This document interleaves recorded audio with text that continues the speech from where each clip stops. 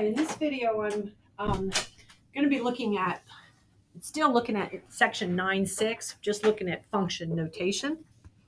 All right, so go back to the guided notes, for 9.6 and go near the end and get to where you see that function notation option. All right, so this is probably the part of it that I really want you to understand before you move on to Math 112, for those of you that are moving on. Okay, so function notation is just a special notation we can use if we know we have a function. Then we can utilize this notation. Okay, so you already know about equations like y equals 2x plus 5. You've already seen that. It's a linear equation. You probably, like in Math 98, we were graphing those and wind up getting a line that looks something like that. All right, so that turns out to be a function. It's a line. It passes the vertical line test. Okay, because it's a function, we can use a special notation. And notice that what we're putting over here, this f of x, we're using the letter f, but we don't always. We're going to talk a little bit about what these different components are. But this notation right here, using that instead of the y, is just indicating to somebody that they're dealing with a function. And they don't have to use an F. They could use a G or an H or an R or a P, but it's typically a single letter like that. But the F that you see is the name of the function. And we typically use general letters like F's and G's when we're dealing with a function that's not special. A lot of times you'll see them use things like letters like P when you're dealing with something called a polynomial later.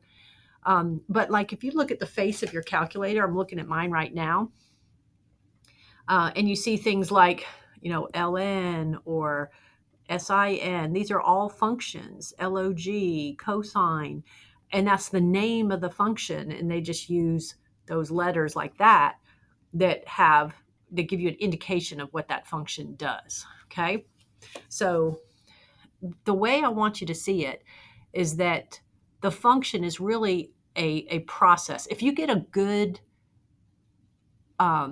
idea of what this function notation is really all about, it helps a lot with all the stuff that you have to do with functions later. So in this case, the way to think about it is the function f is a process. In this case, it's the process of multiplying by 2 and adding 5. You see, if you put a number in for x, for instance, you would multiply by 2 and add 5 to get the output. The notation f of x, we read it f of x, we write it f with parentheses around the x, but then we turn around and tell you that it doesn't mean f times x. It's not multiplication. F is not a variable. It's the name of the function. It's not a variable. It's not a number. You can't multiply something by it.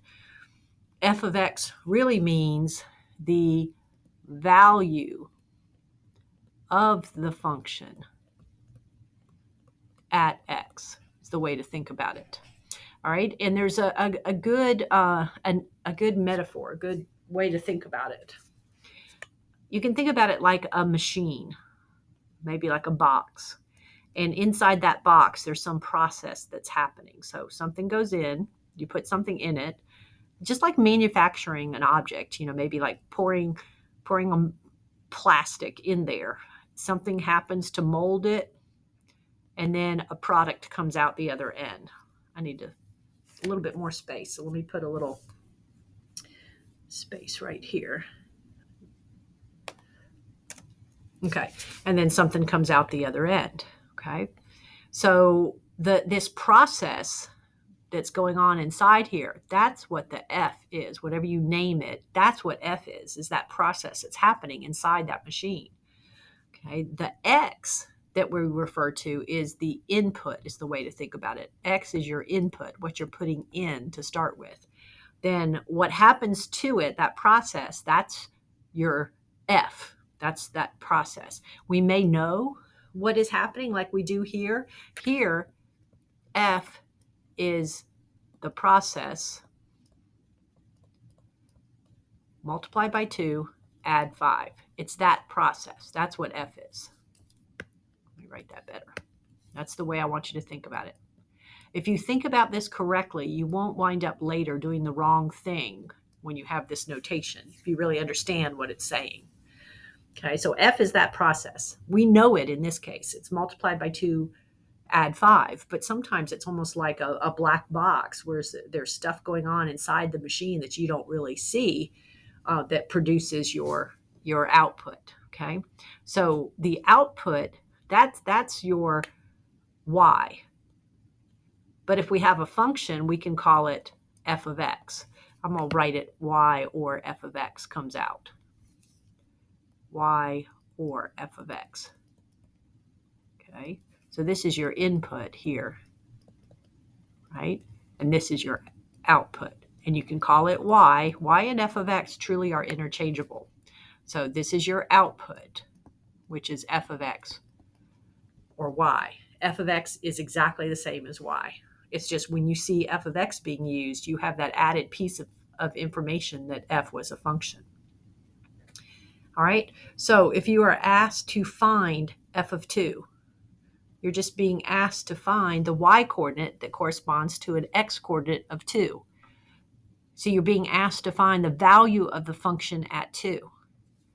Okay, so f of 2, if it were to equal 9, which it would, see, f in this case, f of 2 would equal 2 times your input plus 5. Your input's 2, it would equal 9. So f of 2 equals 9 means the same thing as the ordered pair x of 2, y of 9.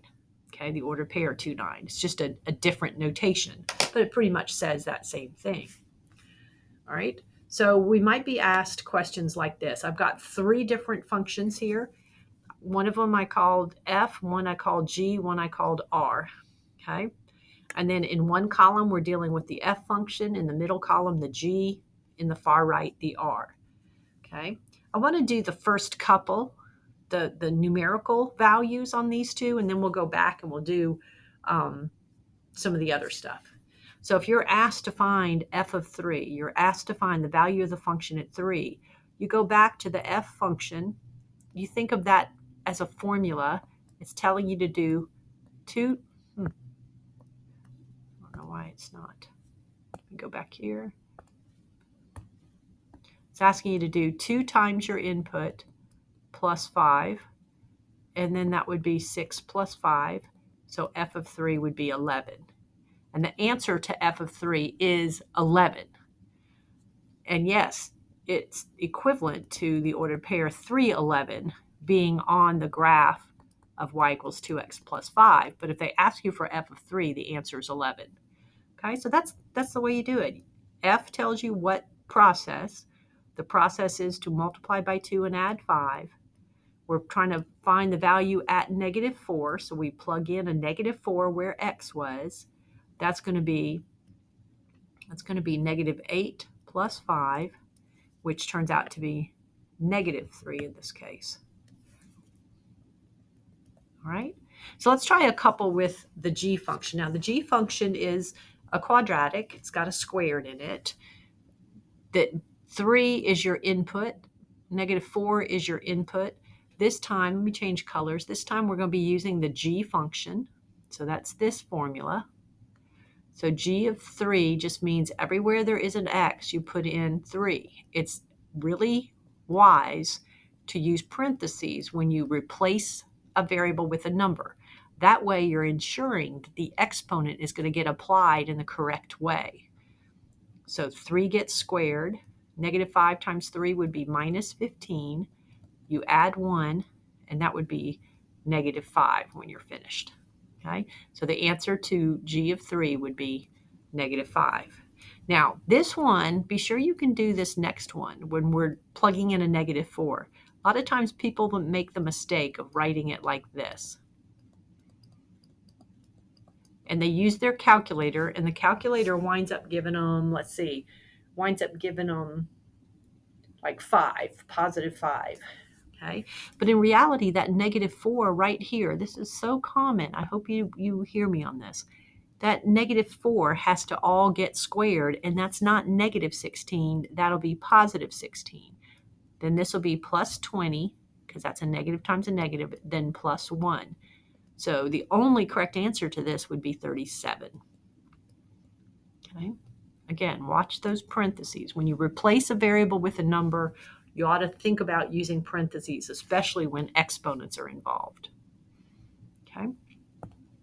All right, now let's look at this one. I thought I selected purple. Yeah, I did. Okay. Oh, I don't want a purple pencil, though. I want a pen. Oh, well, let me just do it in black. Okay, so this one I'll do in black. All right, so r of 0 would be the square root of 0 plus 1. That would be the square root of positive 1. That would be 1. Okay, if I put in 8, I would have the square root of 8 plus 1. And the square root symbol is a grouping symbol where you have to work this out underneath first before you square root. So that would be square root of 9, which is 3. If I put in a negative 2 and I add 1, that turns out to be the square root of negative 1, and that is not a real number. No solution isn't the right language because we're not solving an equation. If you said undefined, I would understand. Later, it will be doable. You would just have to understand imaginary numbers to know that that turns out to be I when you're finished. All right, now let's go back to the f function column where we're looking for f of a. Here I'm wanting the value of the function at a, but this is still my input. I'm still going to put it in place of x. When I do, though, it's not a number, so I can't simplify. All I get is a new formula that says f of a equals 2a plus 5. You know, these formulas that we have up here, I wish I could write them like this because this is what they mean. They just mean f of your input equals 2 times your input plus 5. They're trying to describe the process. G of your input equals your input squared minus 5 times your input plus 1. It's saying to get your output, the overall output, plug your input in here. Okay? This is your input. Okay? All right, so G of A is just going to turn out to be, this question would feel like a trick question because there's really nothing for you to do. Be a squared minus 5a plus 1. Okay. Now it gets a little bit harder on these next ones, but see if you can make sense of this. We know the f function says do 2 times your input and add 5. Then you see this right here, this x minus 3, that's all within the parentheses. So that's my input right there. So that means I have to put it where the x used to be in the formula. I have to put it in for the input. So now I'll just simplify that by distributing, collecting any like terms I have. And what's weird is you're not getting an answer that's a number. You're just creating, it's almost like you're creating a new function from an old one. Okay? You're putting x minus 3 in for x. You're creating a new formula. Like I could call that h. And h of x is a formula I created by taking my f function and putting x minus 3 in, which means I always subtract 3 from my input. Okay? So that's kind of how I want you to see it. You don't get a number sometimes. Sometimes you just get a new formula. Okay? All right, so let's try the same thing with G. All right, G says, this one's a little harder to simplify. G says take your input and square it, do minus 5 times your input and add 1. But right there where the input is, I'm using x plus 1 because that's what's inside those parentheses.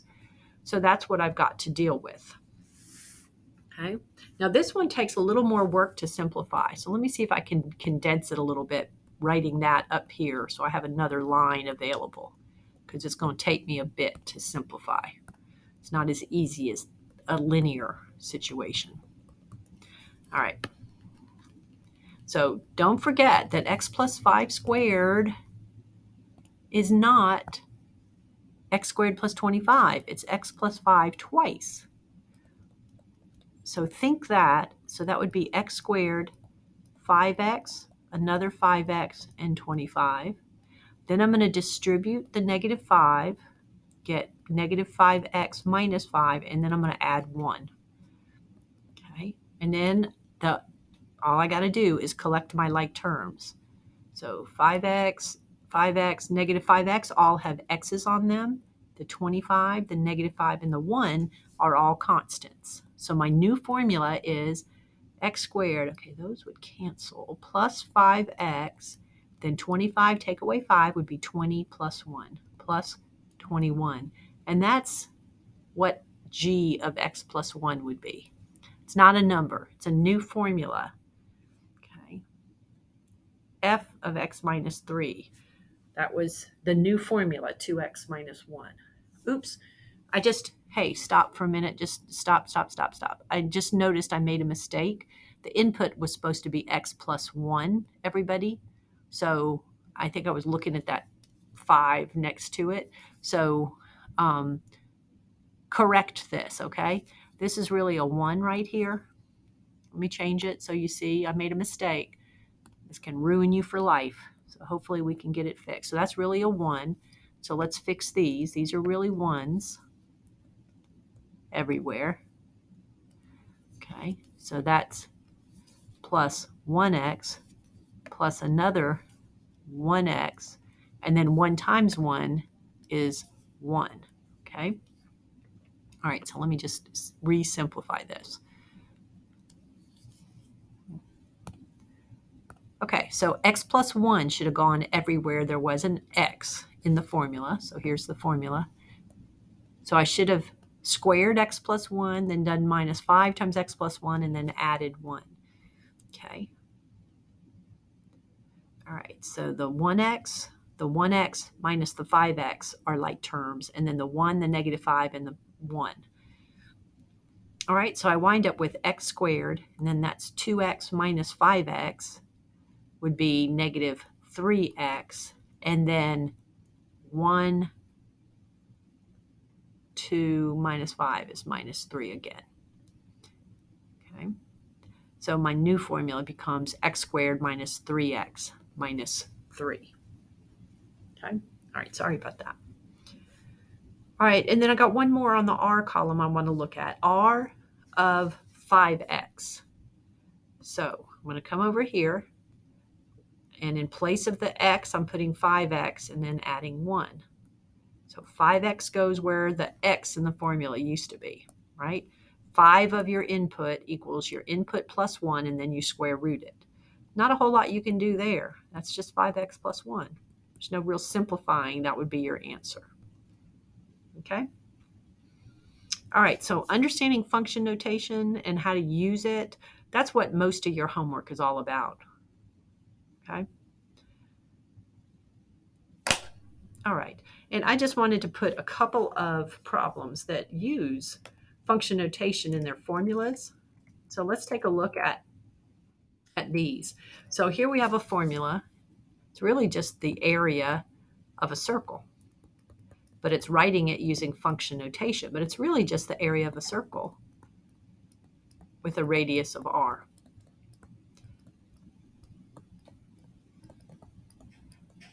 Okay, and in this case, they say it's in feet, but in reality, it could be any unit.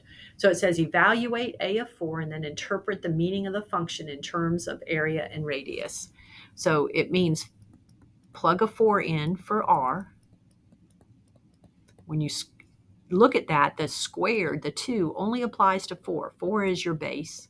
So that's going to be 4 squared, which is 16 pi.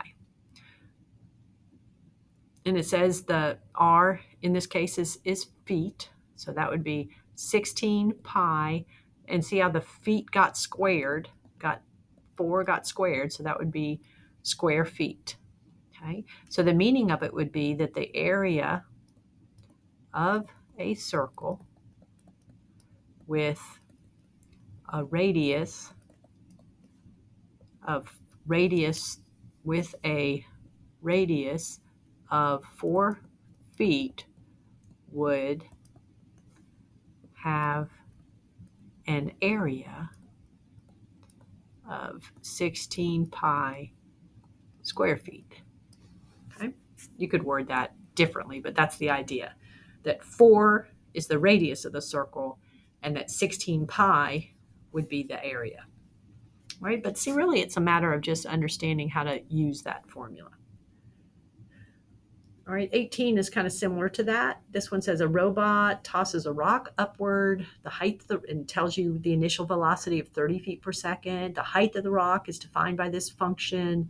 Tells you t is the time in seconds after the rock is tossed, and we're supposed to find h of 3 and interpret the meaning in terms of time and height.